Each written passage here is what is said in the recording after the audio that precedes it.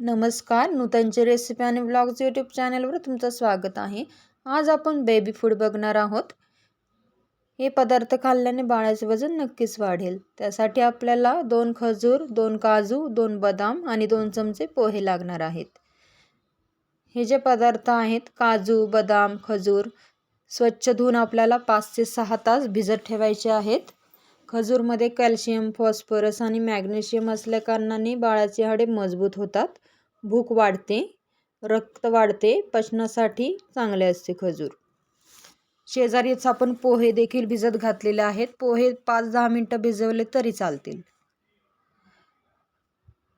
Dry fruit जे आहेत ते आपल्याला सुरीने बारीक कापून मिक्सर जारमध्ये टाकायचे आहेत।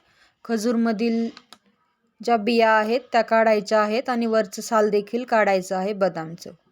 हे वाटून घ्यायचं आहे बारीक।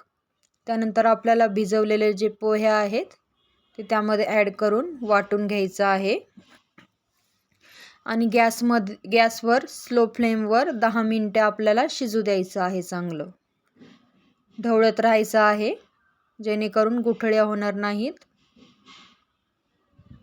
जर बाळाला कॉन्स्टिपेशनचा त्रास असेल त्यासाठी देखील आराम भेटतो। खजूरमुळे रोगप्रतिकारक शक्ती वाढते।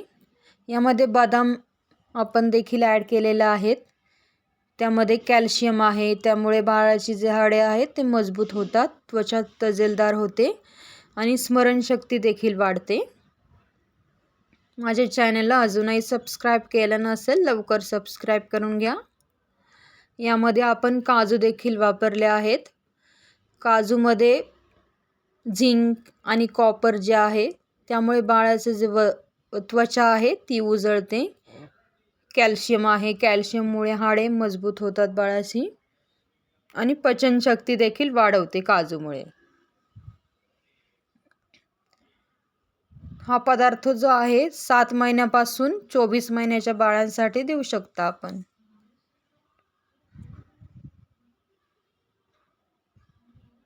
बाळ नक्कीच आवडीने खाते। अशा प्रकारे आपल्याला ढवळत राहायचं आहे।